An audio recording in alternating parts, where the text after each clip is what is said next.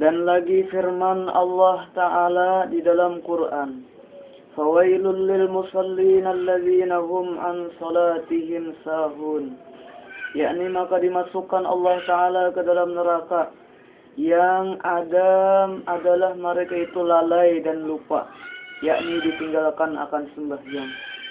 Jadi orang-orang yang lalai, yang meninggalkan sembahyang itu nanti dimasukkan oleh Allah ke dalam neraka. Neraka Wail namanya.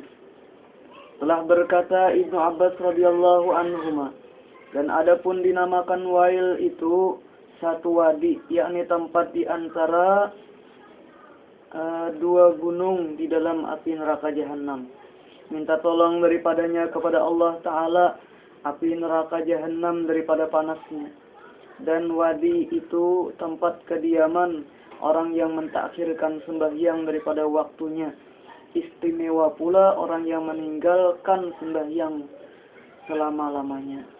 Jadi si Wail ini, yang dikatakan Wail itu menurut pendapat Ibnu Abbas itu adalah satu tempat yang ada di antara dua gunung yang berada di dalam neraka jahanam. Jadi ada dua gunung dalam neraka jahanam. Nah, di sela-selanya itu dinamakan Wail.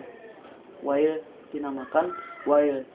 Di situ nanti kita ditempatkan orang-orang yang apabila kita di antara kita ada sembahyang. Jadi harus kita tuh sembahyang. Jangan sampai tidak, kalau tidak mau ditempatkan di sana. Adapun wadi itu menurut bahasa Indonesianya, wadi itu kan bahasa Arab. Bahasa Indonesianya jurang, yaitu dataran rendah. Nah, pas saja tadi tuh. Pas.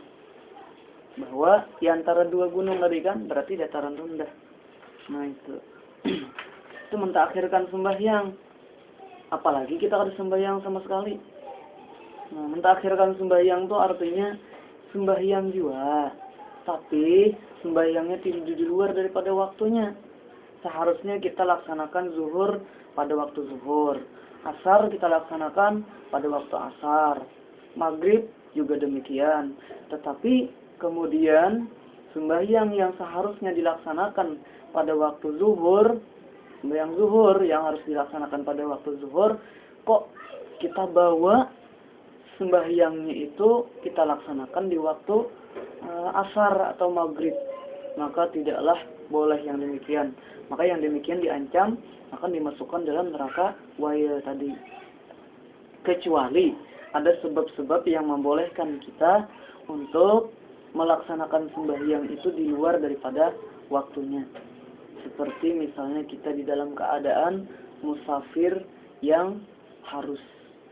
Maka tidak mengapa kita melaksanakan zuhur di asar, asar ke zuhur misalnya, karena jamak untuk memudahkan kita di dalam perjalanan. Itu adalah sebuah keentengan, keringanan yang diberikan Allah ketika kita musafir. Dan itu tidak termasuk di dalam ayat ini.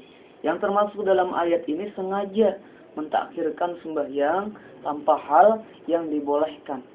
Hanya karena kita lalai, keasikan dalam berdagang, bekerja, akhirnya melaksanakan sembahyang di luar daripada waktunya. Nah, itu nanti diancam dengan dimasukkan neraka Wail tadi.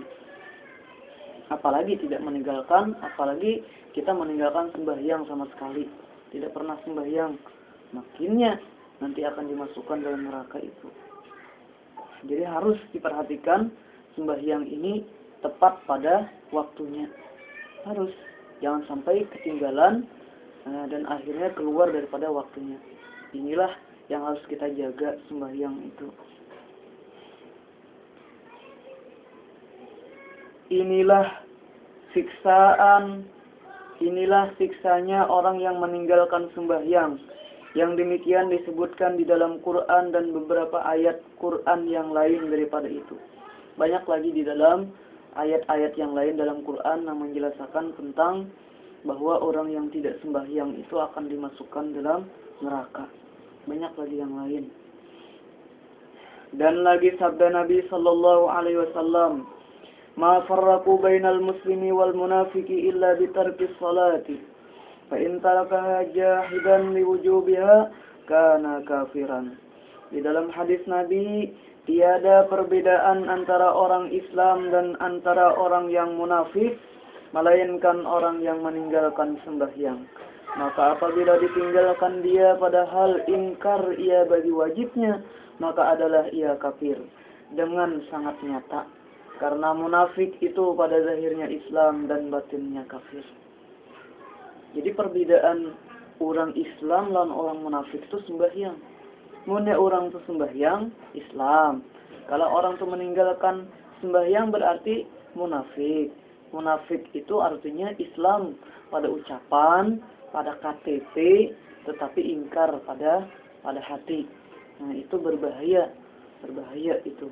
Apabila kemudian dia mengiktikadkan, meyakinkan bahwasanya sembahyang itu tidak wajib kepada dirinya, maka itulah orang tersebut yang kafir sesungguhnya. Artinya keluar daripada Islam. Yang demikian ini dalam hadis Nabi juga ada dijelaskan. Hadis yang lain, man tarakas salata muta'ammidan faqad kafara jiharan. Orang yang meninggalkan sembahyang sengaja dan meyakini bahwa sembahyang tidak wajib kepadanya, maka orang itu kafir secara nyata. Itu kata Nabi Shallallahu Alaihi Wasallam. Harus kita perhatikan sembahyang ini. Dan lagi satu riwayat daripada Rasulullah Shallallahu Alaihi Wasallam bahwasanya barang siapa memudahkan dan meringankan, artinya menteng-entengkan akan sembahyang, disiksa akan dia oleh Allah Ta'ala dengan 15 siksaan. Dengan 15 siksanya. Itu ada dalam hadis Nabi yang lain.